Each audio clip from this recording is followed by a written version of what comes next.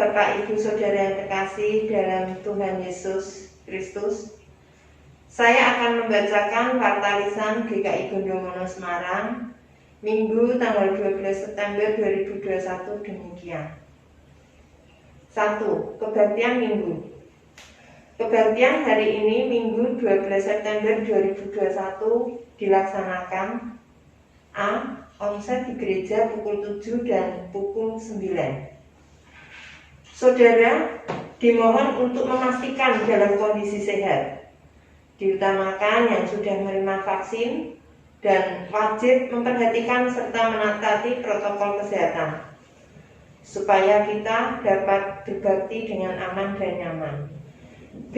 Bagi saudara yang oleh karena protokol kesehatan tidak bisa mengikuti kebaktian di gereja, maka saudara bisa mengikuti kebaktian online mulai pukul 7 melalui YouTube channel GKI Gondomono Semarang. 2. Persekutuan doa.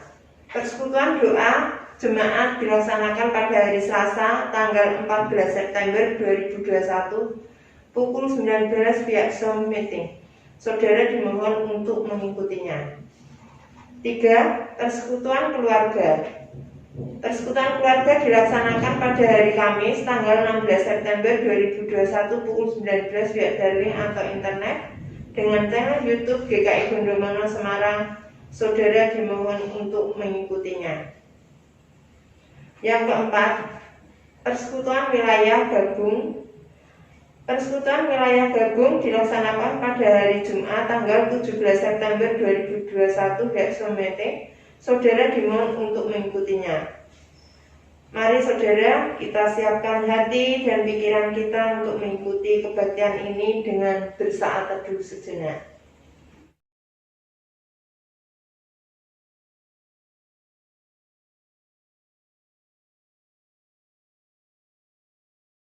Saudara, saya undang untuk bangkit berdiri. Mari kita awali kebaktian ini dengan pujian. Kami puji dengan riang KJ 3, 1 dan 3.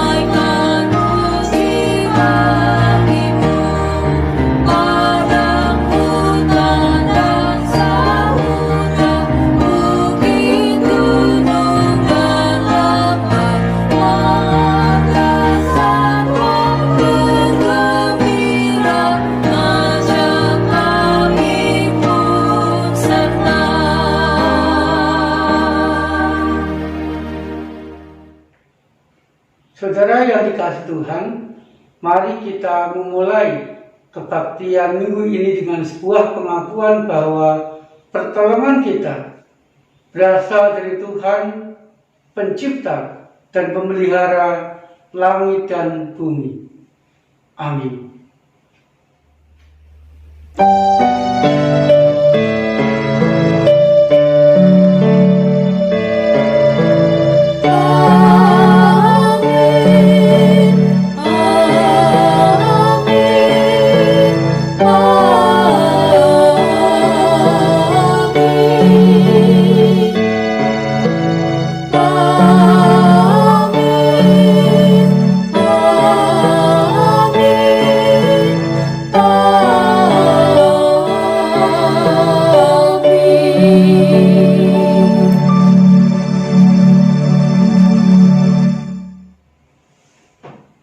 Salam kasih dan damai sejahtera dari Tuhan Yesus Kristus beserta saudara. Dan beserta saudara juga.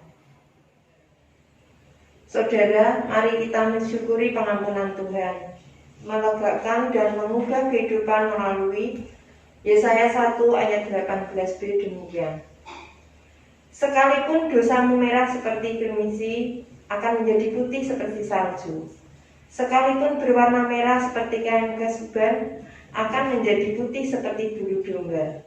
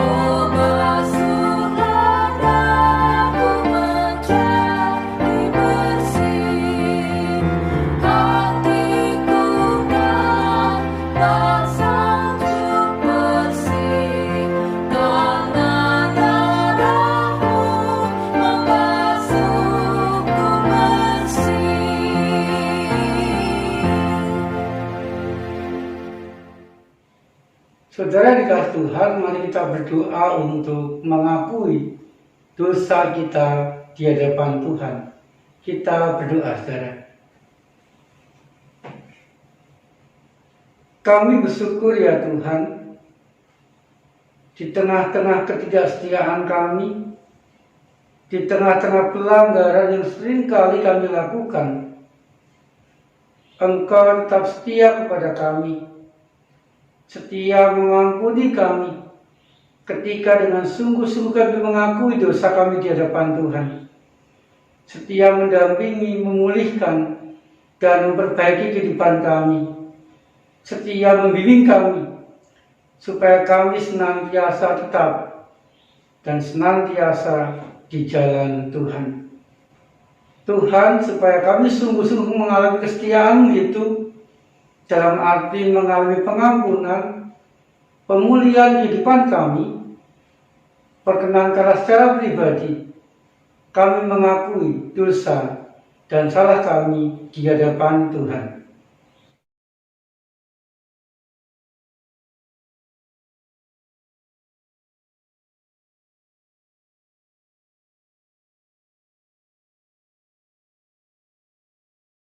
Tuhan Yesus telah mengampuni kami, mampukanlah kami untuk berjalan dalam terang Tuhan, karena firman-Mu akan menuntun kehidupan kami. Di dalam nama Tuhan Yesus Kristus, kami panjatkan doa pengakuan dosa kami. Amin. Saya mengundang Bapak Saudara untuk perlu berdiri, dan dengan sukacita saudara mari kita menerima berita anugerah dari Mazmur pasal 119 ayat 105 sampai 106. Demikian saudara. Firman-Mu itu pelita bagi kakiku dan terang bagi jalanku. Aku telah bersumpah dan aku akan menepatinya untuk berpegang pada hukum-hukum-Mu yang adil. Demikianlah berita anugerah dari Tuhan, saudara. Syukur kepada Allah.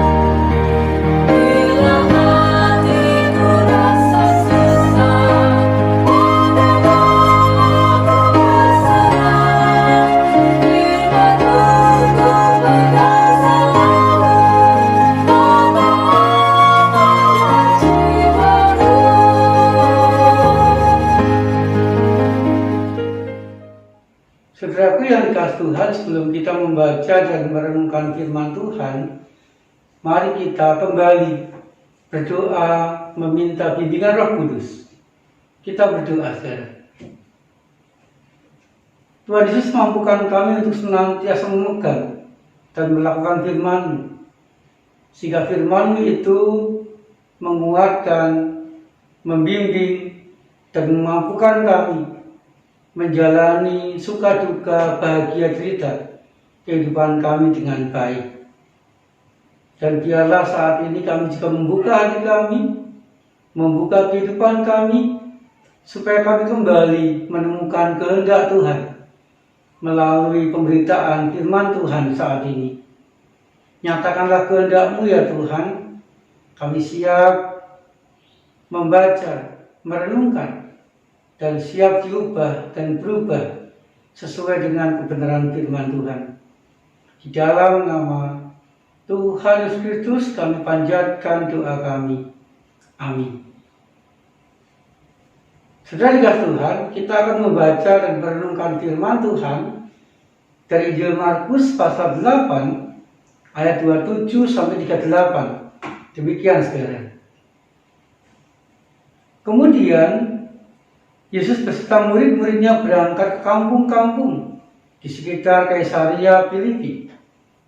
Di tengah jalan ia bertanya kepada murid-muridnya, katanya, kata orang, siapakah aku ini?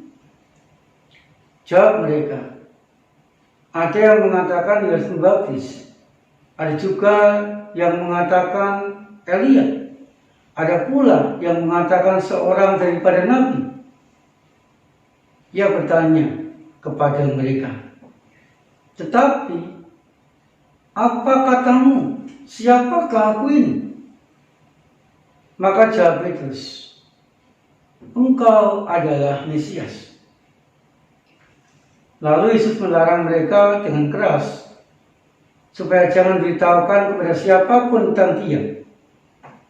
Kemudian mulailah Yesus mengajarkan kepada mereka bahwa anak manusia harus menanggung banyak penderitaan dan ditolak oleh tua-tua, imam-imam kepala, dan ahli Taurat, lalu dibunuh dan bangkit sudah 3 hari. Hal ini dikatakannya dengan terus terang. Tetapi Petrus menolak Yesus ke samping dan menegur dia. Maka berpalinglah Yesus dan sambil memandang murid-muridnya ia memarahi Petrus, katanya, enyahlah iblis, sebab engkau bukan memikirkan apa yang dipikirkan Allah, melainkan apa yang dipikirkan manusia.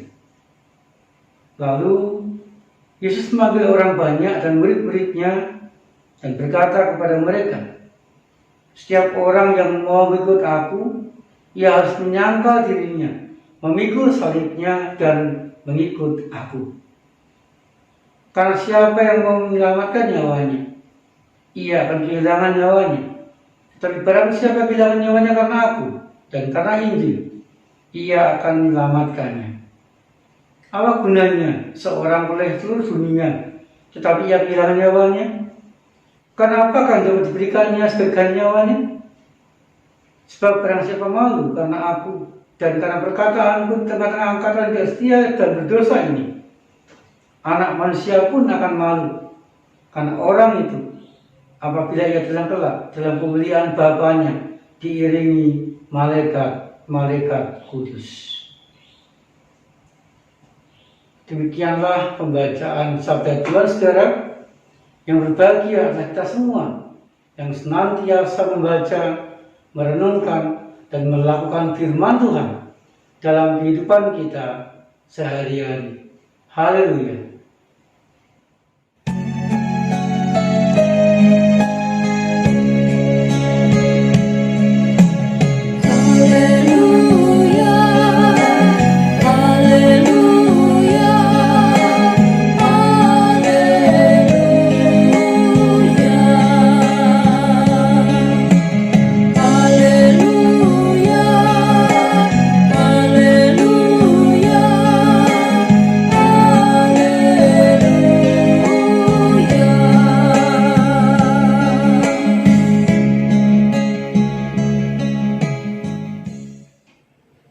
Saudara dikasih Tuhan, ketika ditanya siapakah Tuhan sebagai kamu, tidak sedikit orang Kristen atau mungkin kita menjawab, menurut buku yang aku baca, Tuhan Yesus adalah sosok yang baik, sosok yang peduli, sosok yang dekat, sosok yang mengasihi umatnya.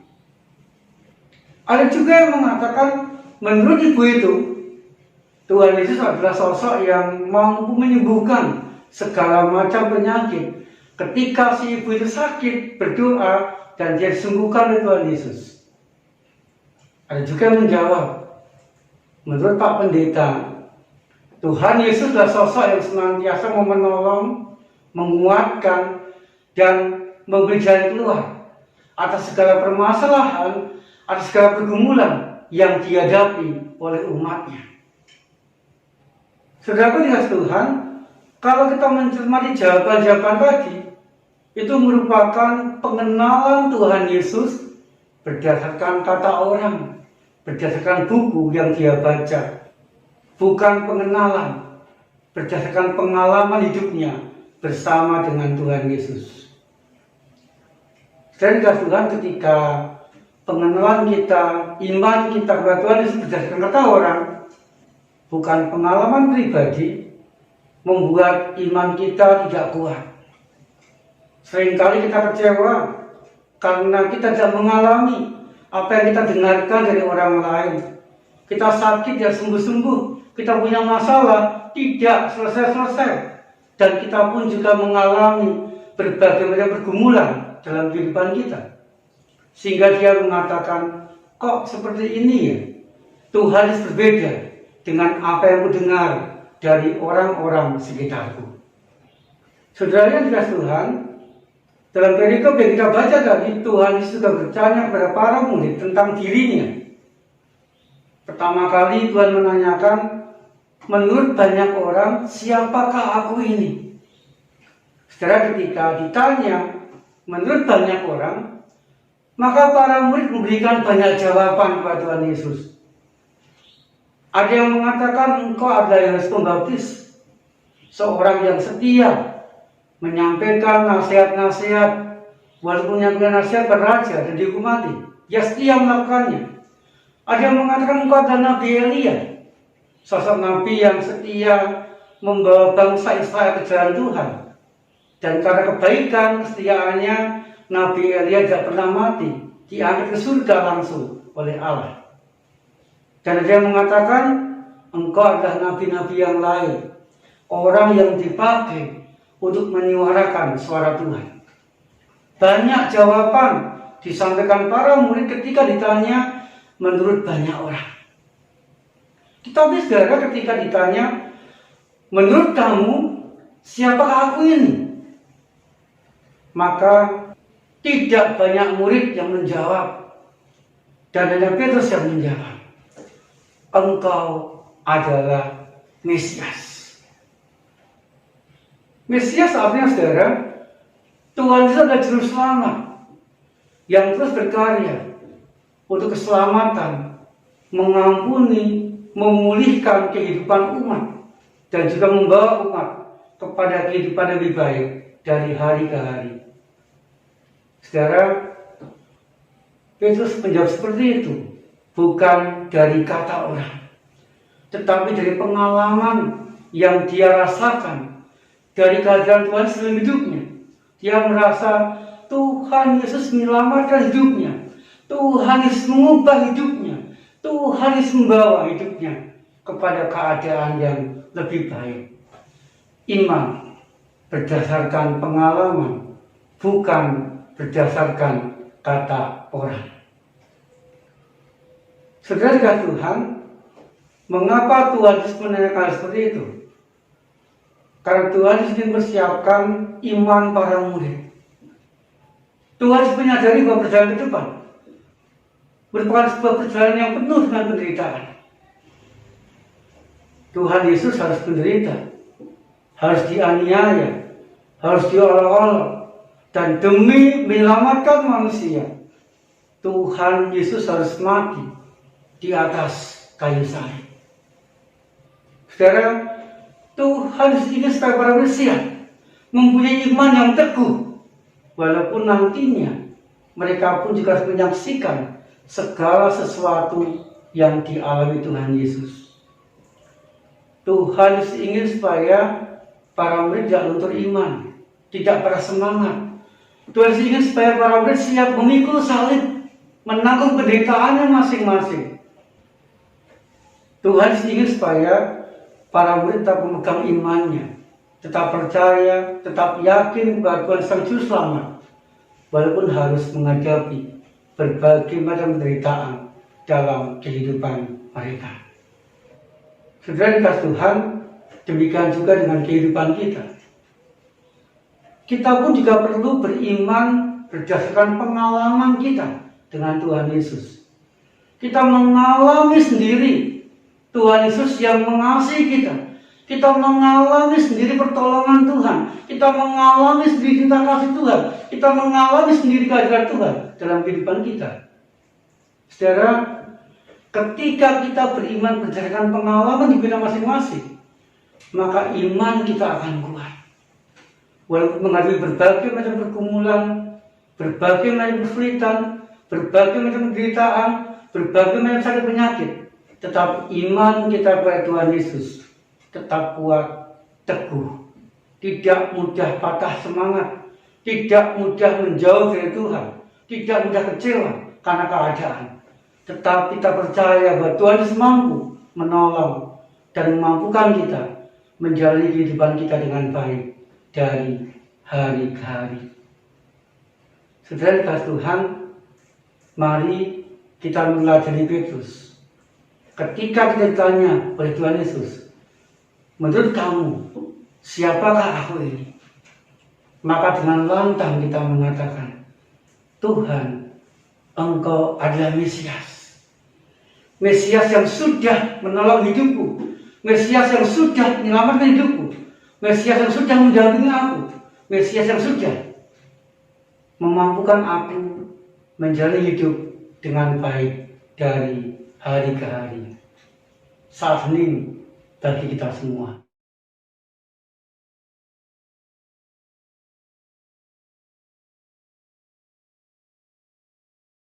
Amin. Saya mengundang saudara untuk bangkit berdiri. Bersama-sama marilah kita meningkatkan pengakuan iman rasuli yang demikian. Aku percaya kepada Allah, Bapa yang Maha Kuasa, Kali langit dan bumi, dan kepada Yesus Kristus, anaknya yang tunggal Tuhan kita, yang dikandung dari Roh Kudus, lahir dari anak darah Maria, yang menderita sengsara, di bawah pemerintahan Pontius Pilatus, disalibkan, mati dan dikuburkan, turun ke dalam kerajaan maut. Pada hari yang ketiga, bangkit pula di antara orang mati, naik ke surga, duduk sebelah kanan Allah, Bapa yang Maha Kuasa, dan dari sana Ia akan datang untuk menghakimi orang yang hidup dan yang mati. Aku percaya kepada Roh Kudus, gereja yang kudus dan am, persekutuan orang kudus, pengampunan dosa, kebangkitan orang mati, dan hidup yang kekal. Amin. Saudara dikasih Tuhan, mari kita memanjatkan doa-doa syafaat kita. Kita berdoa, saudara.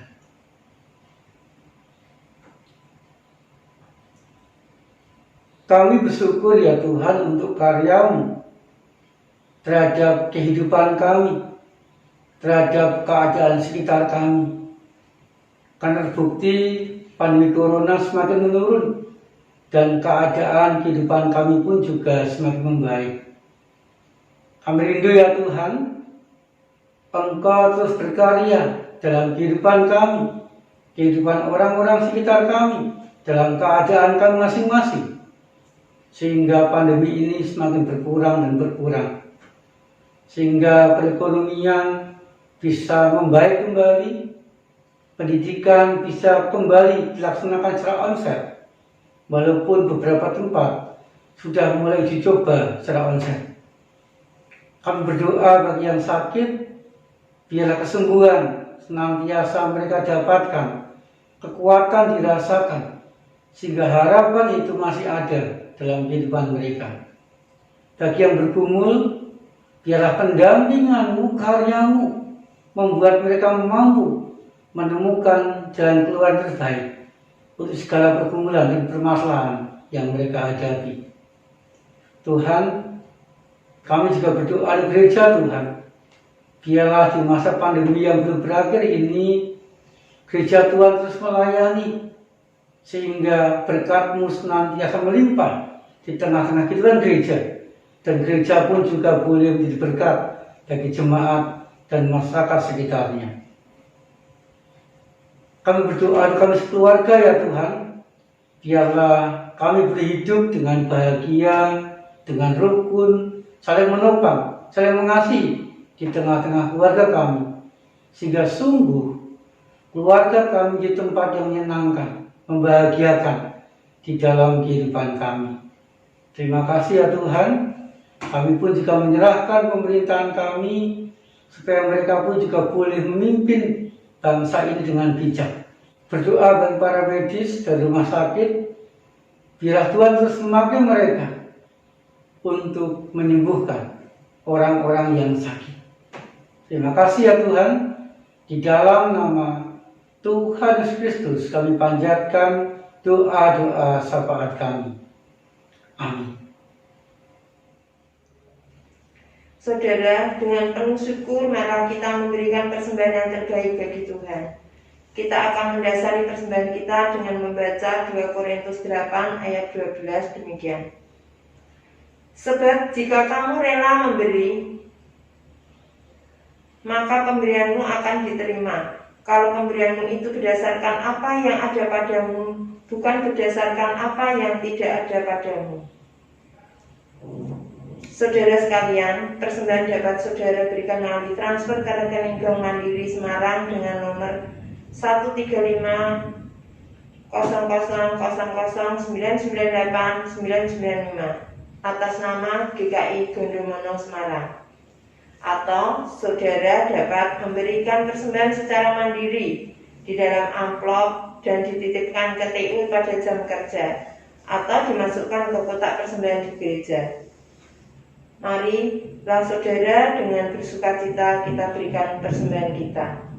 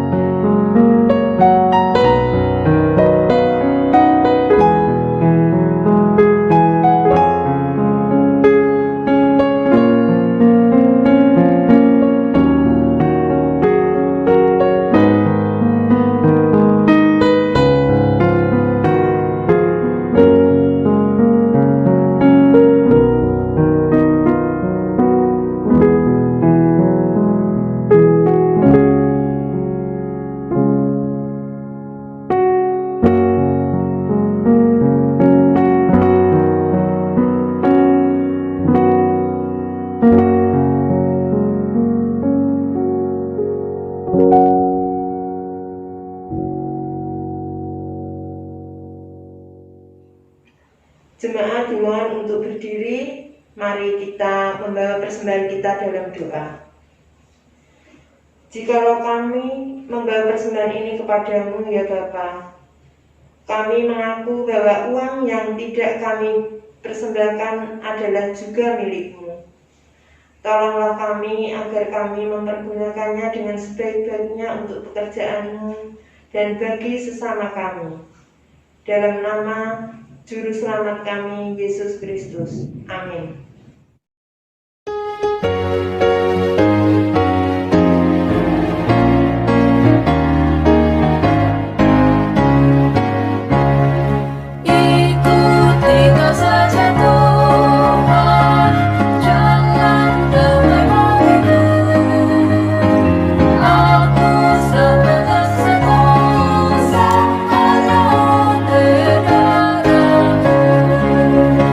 Aku ingin